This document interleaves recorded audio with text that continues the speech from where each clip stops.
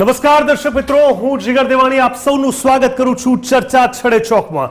દર્શક મિત્રો, રોજબરોજની જેમ આજે પણ એક નવા વિષય સાથે આપની સમક્ષ પિયુષભાઈ સુથાર, જે સામાજિક કાર્યકર છે. પિયુષભાઈએ આ પહેલા પણ આપણી ડિબેટમાં ઘણીવાર અકબરનગર પાસેના રસ્તાઓનો ઉલ્લેખ કરી ચર્ચા કરી હતી. પિયુષભાઈ, આપનું પણ સ્વાગત છે. અને પિયુષભાઈ, હવે રોડ રસ્તાની વાત કરી. પહેલા એવું હતું કે ક્યાંય પણ જવું તો 15-20 મિનિટનું ડિસ્ટન્સ આઈડિયલ કહેવાતું હતું. બહુ દૂર હોય તો આપણે અડધો કલાક પકડીને ચાલતા હતા. હવે તો ગમે તેટલું નજીક પણ જવું હોય, લગભગ 2-3 કિલોમીટર 5 કિલોમીટરનો રસ્તો હોય તો કોઈ ગેરંટી નથી 20 મિનિટથી તમે ઓછી જજ ના કરી શકો. અને એની પાછળ અચાનક જ થયેલો વસ્તી વધારો નથી, પણ અચાનક થયેલો વાહનોનો વધારો પણ નથી. પણ હા, ચોક્કસથી જે રીતે રોડ રસ્તાના પ્લાનિંગનો જે અભાવ છે એ ચોક્કસ છે. અકબરનગર સર્કલની તમે વાત કરો અને એ તમે જુઓ તો તમને ખબર પડશે કે જે 8-10 રસ્તાઓ છે દરેક ડિરેક્શનમાં જઈ રહ્યા છે. ખબર છે 132 ફૂટનો મેઇન રોડ જે છે એ ત્યાં કનેક્ટેડ છે. એરપોર્ટ જવા માટે ત્યાંથી રસ્તો થાય. આટલા બધા રસ્તા હોવા છતાં વારંવાર આપણને ખ્યાલ આવે છે કે કોઈ ને કોઈ રીતે ત્યાં થોડું વધારે સારું પ્લાનિંગ કર્યું હોય તો કદાચ ઘણું બધું થઈ શકતું હતું. આ તો માત્ર એક રસ્તાની વાત કરી, આવા તો ઘણા બધા રસ્તા છે. વારંવાર બ્રિજ બને, તૂટે. હજી તો હું ઘણા બધા પોઈન્ટ પર આગળ આવી રહ્યો છું ધીરે ધીરે. શું કહેશો પિયુષભાઈ, શું આપણે ક્યાંક ચૂક રહી ગઈ છે વહીવટી ક્ષેત્રે, કે ક્યાંક કહી શકાય કે ઓન પેપર તો બધું સરસ હોય પણ જ્યારે એક્ઝિક્યુશનની વાત આવે કેમ આટલા આપણે પાછા પડી રહ્યા છે? આપણે પાછા પડી રહ્યા છીએ એનું મુખ્ય કારણ કે સમાજમાં જાગૃતતા નથી. હું તો જાગૃત છું, સાહેબે કીધું કે મારી જ ભૂલ છે, કે મારામાં જ ખામી છે, પણ એ રીતે હું પણ એક જાગૃત નાગરિક છું ને હું જાગૃત છું. ક્યાંક બી સમસ્યા લાગે છે તો હું એને જાણ કરું છું જે તે અધિકારીને. ડીવાયએમસી સુધી હું જાણ કરું છું. અને ડીવાયએમસી શું વાત કરીને છટકી જાય છે, હું મારી ટીમને જાણ કરું છું અને હું જોવડાઈ લઉં છું ને તપાસ કરું છું. આજે 15 દિવસ ત્યાં સુધી એ તપાસ નથી મળતી. એમને ટીમ નથી મળી કે નથી જાગૃત નાગરિકોના ફોન ઉપાડવાની ક્ષમતા રહી. એનું મુખ્ય કારણ વીઆઈપીઓની સેવા. તમે દિલથી પૂછો, કોઈ પણ તંત્રને, કોઈ પણ ખાતાને પૂછો કે તમે જે દિલથી કામ કરો છો એ ખરેખર કોના માટે કરો છો? તમને બેસાડે છે શેના માટે? જે સિસ્ટમ છે બધી પબ્લિક માટે જ છે. તો તમે દિલથી કોનું કામ કરો છો, કોના માટે કરો છો? પબ્લિક માટે કે વીઆઈપીઓની સેવા માટે કે વીઆઈપીઓના કહેવાના એમના ઈશારે કરો છો? આજની હું વાત કરું, આજે હું 2 દિવસમાં જીએસટી બ્રિજ ન્યૂ રાણીપ જતો, 2 દિવસમાં જવાનો ને આવવાનો રોડ એટલો અપ ટુ ડેટ બનાવી દીધો છે. તમે જુઓ કે ત્યાં સ્કેટિંગ કરી શકાય તમારે. એટલો ટોપ રોડ બની ગયો 2 દિવસમાં. અને રોડ બ્રિજ પૂરો થાય પછી તમે જુઓ ને તો જાણે ગાલે ખીલ થયા હોય ને, મોટા તંત્રના ગાલે ખીલ થયા હોય ને એવા ખાડા છે. અને ત્યાં આગળ નાના નાના પેલી બેન્ડેડ મારી હોય ને એ જે પટ્ટીઓ મારીને થીગડા મારી દીધા છે. તો હવે આ જે ખરેખર સિસ્ટમ કોના માટે છે એ બહુ મહત્વની વસ્તુ વિચારવાની છે પબ્લિકે, કે આ લોકો કોના માટે બેઠા છે? ખરેખર એ લોકો ભણેલા છે કે કોના માટે ભણ્યા છે? વીઆઈપીઓની સેવા કરવા, ગુલામી કરવા? અરે વીઆઈપીઓની ગુલામી કરવા કે જનતાની સેવા કરવા? જનતાની જો સેવા ખરેખર કરતા હોય ને તો તમે જનતાનો કોઈ પણ નાગરિકને એક ફોન ઉપાડીને વાત કરી શકો છો. તમે ક્લાસ 1 ઓફિસર છો તો તમે જનતાનો, નાગરિકનો સમસ્યાનો એક ફોન આવે ને તો એને ઉપાડીને તમે ખાલી વાત કરો ને તો જનતાને એમ લાગે કે ખરેખર આપણા માટે બેઠા છે. પણ મને એવું નથી લાગતું કે જનતા પણ આટલી એફર્ટ કરતી હશે, એ પણ એક પ્રશ્ન છે. અને તમે ફોન ઉપાડીને વાત કરવાની વાત કરી એ પણ મને ક્યાંક ડાઉટ જઈ રહ્યો છે. અને એનાથી બી મોટી વાત, પરિણામથી આપણને તો મતલબ છે. એ વાત કર્યા પછી સાંભળીને શું તાત્કાલિક પગલાં લેવામાં આવતા હશે એ સૌથી મોટો અહીંયા પ્રશ્ન છે. મિલિંદ, આ તમામની સાથે પિયુષભાઈ, કયા કયા રોડ રસ્તા કે જ્યાં તમને લાગે છે કે મોટા પાયે સુધારની આવશ્યકતા છે? ક્યાંક ઓવરબ્રિજની આવશ્યકતા છે, ક્યાંક અંડરબ્રિજની આવશ્યકતા છે, ક્યાંક રસ્તાઓને ડાયવર્ટ કરવાની આવશ્યકતા છે, ક્યાંક વગર કારણે ખોદકામ કરવું ન જોઈએ એવી આવશ્યકતા છે? કયા એવા રોડ રસ્તા તમને લાગે છે જે વધારે વપરાય પણ છે ને વધારે આ રીતે ઓક્યુપાય રહે છે? ઘણા રસ્તા એવા છે. બ્રિજ બનાવ્યા છે. બ્રિજ બનાવ્યા પછી એની સાઈડના એવા રસ્તા, તમામ બ્રિજોની સાઈડના નીચેના રસ્તા જે બ્રિજ ઉપર નથી જતા, બ્રિજની નીચે જાય છે, એ રસ્તા તમે જુઓ, એક પણ રસ્તો બ્રિજ ઉપર જે રસ્તો છે ને એવો રોડ નીચે નહીં હોય.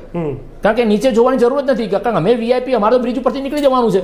અમારે ક્યાં કોઈનું જોવાનું છે? અમારે તો અમારી ગાડી મજબૂત, અમારી ગાડી મજબૂત, અને અમારો જે રોડ હોય એ રોડ અમારા સેવકો જે હોય એ અમારા રોડ ક્લિયર કરી આપતા હોય છે.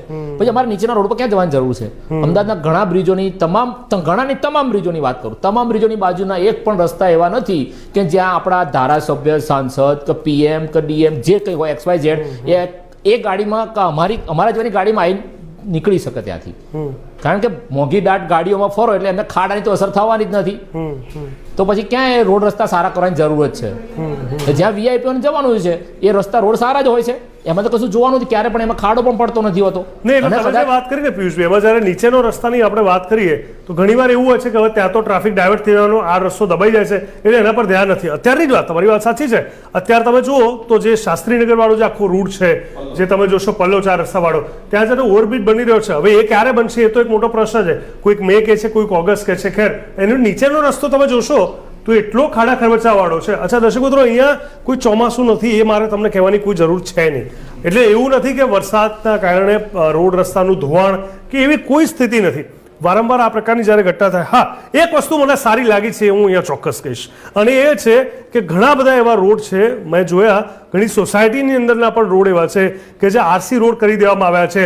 પ્રગતિનગરનો જે આખો પટ્ટો છે, લગભગ કહી શકાય કે સ્ટેડિયમ સુધી નહીં પણ લગભગ ત્યાં એની આસપાસ સુધી એ આખો પટ્ટો રીસરફેસ કરવામાં આવ્યો છે અને ડામરની જગ્યાએ હવે આરસી રોડ કરીને ખૂબ મજબૂતાઈ સાથે બનાવવામાં આવે છે. સવાલ ત્યાં મને પણ એ થાય છે કે ત્યાં બે બાજુ આવવા જવાનો રસ્તો છે, એક રસ્તો બન્યો છે, ખબર છે બીજો બનાવવાનો છે, ખોદકામ થઈ ગયું છે, ત્યાં કામ શરૂ નથી થતું અને કામ પૂરું નથી થતું. એટલે આટલા નાના રસ્તા, એમાં પાછો એક જ રસ્તો થયો, એટલે એક જ રસ્તામાં ટ્રાફિકની અવર જવર, એટલે સમજો કે ત્યાં પણ ટ્રાફિકની સમસ્યા તો આપણે જ ઊભી કરી. તો જ્યાં સારું કામ થાય છે ત્યાં પણ કંઈક ચૂક રહી જાય છે, જ્યાં નથી થતું ત્યાં તો નથી જ થતું. એટલે પિયુષભાઈ, મને લાગે છે કે આમાં હરીફરીને એ જ છે કે કાંઈ જવાબદારીનો અભાવ અને બીજું પ્લાનિંગનો અભાવ. જવાબદારીનો પ્રભાવ અને પ્લાનિંગનો સૌથી મોટી બાબત એવી છે કે આપણા સાહેબે કીધું કે આગળ અધિકારીએ કીધું હતું કે સરકારી ઓફિસોમાં સુવિધાઓ, એસી ઓફિસોમાં બેસી કામ નહીં થાય. પણ આપી શું લેવા એસી ઓફિસો? જેનાથી કામ નથી થતું, નથી કરતા, તો એસી ઓફિસો શું કરવા આપી છે? અને તમે બદલ્યો કરીને તમે એને બચાવ કરો છો. જ્યારે એના પર કોઈ આરોપ આવે છે, કંઈ બી થાય છે, ત્યારે એને બદલી કરીને તમે એનો બચાવ કરો છો. એને ઘરે બેસાડે તો એનું લાયસન્સ રદ કરો, એની સર્ટિફિકેટ રદ કરો. તો એવા લોકોને શા માટે બેસાડે છે કે જનતાને, પબ્લિકની સેવા નથી કરતા અને નુકસાન કરે છે? અને બીજી વસ્તુ કે પ્લાસ્ટોન અધિકારીઓ જે કંઈ હોય અમદાવાદ શહેરની જવાબદારીવાળા XYZ ખાતાવાળા, શું કાગડાની જેમ ઉડીને જાઓ છો તમે? તમે એ રોડ ઉપરથી નથી જતા? નથી તમને દેખાતું કે તમારી ગાડીમાં પડદા લગાવી આપ્યા છે કે તમારે જોવાનું એવું કીધું છે તમને કે તમારે રોડ ઉપર નહીં જોવાનું, પબ્લિકની જે સમસ્યા છે જોવાનું નહીં, તમારે ઘરેથી આંખો બંધ કરીને નીકળી જવાનું, બંધ કાઢીને કાચ બંધ કરીને પડદા વાંકીને, અને ઘરે જઈને બેસી જવાનું. મહેશભાઈ, પિયુષભાઈ અને મિલિંદભાઈ, આપે માત્ર અમદાવાદ નહીં પણ ગુજરાતના તમામ મહાનગરોની વાત કરીએ કે બીજા શહેરો કે જિલ્લાઓની વાત કરીએ, તેમાં રોજબરોજ નડતા લોકોને જે પ્રકારના બધા પ્રશ્નો હતા, રોડ રસ્તાને લઈને હેરાનગતિ પ્રજા માટે આપે જે આક્રમકતા દર્શાવી છે, આપે જે ચિંતા દર્શાવી છે, આપે જે ચિંતન કર્યું છે અને આપે જે ભ્રષ્ટાચારને લઈને ચિંતા વ્યક્ત કરી છે, એ માટે હું અને TV30ના તમામ દર્શક મિત્રો આપનો આભાર માનીએ છીએ. દર્શક મિત્રો, જ્યાં જ્યાં ઓવરબ્રિજ બન્યા એ માટે અમે આપના આભારી છે. જ્યાં જ્યાં તમે સારા રોડ રસ્તા કર્યા એના માટે પણ આભારી છે. સરકાર ખૂબ મહેનત કરી રહી છે, ફંડ આપી રહી છે, જોગવાઈઓ કરી રહી છે, અને પણ ક્યાંક ને ક્યાંક આપણને એવું લાગે છે કે ગ્રાઉન્ડ લેવલ પર જે કામ થવું જોઈએ, કારણ કે સરકાર પોતે નહીં આવે, તંત્રએ, વહીવટી ક્ષેત્રે, કોર્પોરેશને આગળ આવવું પડશે.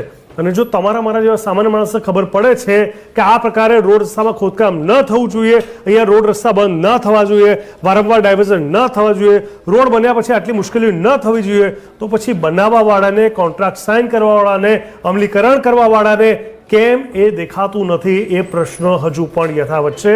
આશા રાખું કે આગળના સમયમાં જેટલા પ્રાઉડલી આપણે હંમેશા ગુજરાતનું નામ કહીએ છીએ, મોટા શહેરોનું નામ કહીએ છીએ, વાસ્તવમાં રોડ રસ્તા જેવી પ્રાથમિક સુવિધા અને વાસ્તવિકતાના ધોરણે આવશ્યકતા જે આપણને છે એ પ્રકારે જ ફેસિલિટી પૂરી પાડવામાં આવે. કારણ કે આભાર તો હું માની લઈશ, પણ આ એક ભારથી ઓછું નથી. આભારની પણ વાત એટલા માટે આમ તો ન આવવી જોઈએ, કારણ કે ટેક્સ તો તમારો મારો જ છે, પણ છતાં પણ હું આભાર માનવા તૈયાર છું જો વાસ્તવમાં આ પ્રકારની દુવિધાઓ દૂર થાય અને તાત્કાલિક ધોરણે તેના પર એક્શન લેવામાં આવે તો.